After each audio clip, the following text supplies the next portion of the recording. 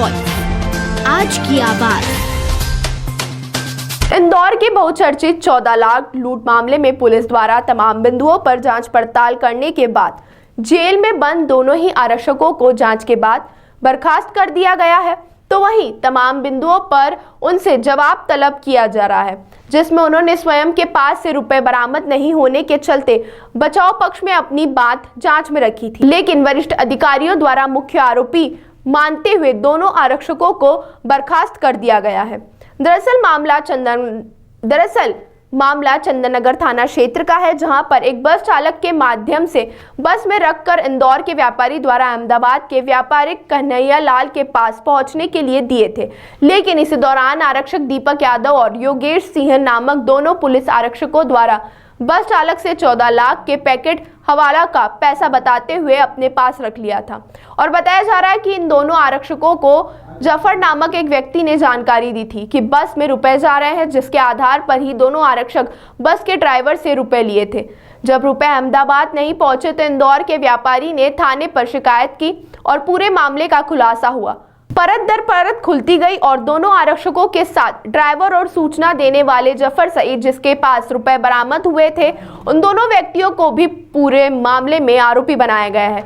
अभी तक पुलिस 14 लाख रुपए में से मात्र 7,50,000 रुपए के लगभग जब्त कर पाई है, जिसमें 4 अभी भी बाकी हैं और पूरे प्रकरण में कुल 7 लोगों को गिरफ्तार किया गया है। लेकिन दोनों ही आरक्षकों की बर्खास्ती को लेकर जांच में बताया जा रहा है कि आरक्षण को अपने बचाव में कहा गया था कि जो रुपया लूट के मामले में जब्त हुआ है वह उनके पास में जब्त नहीं हुआ है, लेकिन electronic evidence, mobile call, Shahid अन्य सबूत के आधार पर पुलिस ने बर्खास्त की कार्रवाई की है।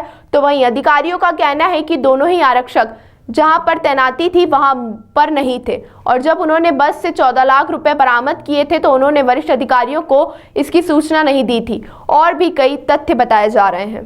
थाना चंदननगर में गत दिनों एक बस से पार्सल से कुछ पैसे यहाँ की एक व्यापारी भेज रहे थे, लगभग 14 लाख रुपए थे, और उसके बाद से बस ड्राइवर ने उन 14 लाख रुपयों के छीनने की जानकारी पुलिस को दी थी, जिस पर से संबंधित धाराओं में प्रकरण पंजीबद्ध किया गया था।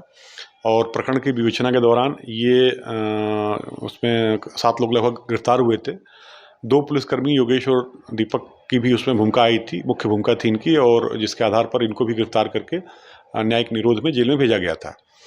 इस पूरे प्रकरण की जांच के लिए एसीपी अन्नपूर्णा को निर्देशित किया गया था। उनकी जांच रिपोर्ट में ढेर सारे आरोप इन दोनों आरक्षकों के विरुद्ध पाए गए, प्रमाणित पाए गए, और जिसके आधार पर इनको शो कॉज नोटिस दिया गया था। इनके जवाब का अध्ययन किया गया है और संपूर्ण घटनाक्रम को देखते हुए और इसकी गंभीरता और इसमें शामिल जो नैतिक अधोपतन है उसको देखते हुए आज जो है दोनों आरक्षकों को मेरे द्वारा बर्खास्त कर दिया गया है। सर, जो इनको शोकाज नोटिस दिया गया था, इनको जवाब मांगा है, तो इनकी तरफ से कुछ अलग कुछ जवाब दिया गया? इन्होंने जवाब दिया था और जवाब में बोला था कि चूंकि इनसे कोई धनराशि जब्त नहीं हुई है, इसलिए जो है ये लोग शामिल नहीं हैं, और उन्होंने कहा था इनको झूठा फंसाया गया है। लेकिन पूरे प्रकरण की जो जांच एसीपी के द्वारा की गई थी उसमें इनकी संलिप्तता पाई गई है और प्रकरण में भी इनके खिलाफ एविडेंस पर्याप्त मात्रा में पाए गए हैं। सर, जैसे इनका धनराशि प्राप्त नहीं हुई है जांच में और उस समय भी, तो क्या ये आगे इस बात को चैलेंज कर सकते हैं? नहीं, वो तो न्यायालय में प्रकरण जाएगा, उसका समीक्षा और उस पर जो है निर्णय जो है माननीय न्यायालय लेगा कि उसमें क्या है क्या नहीं है।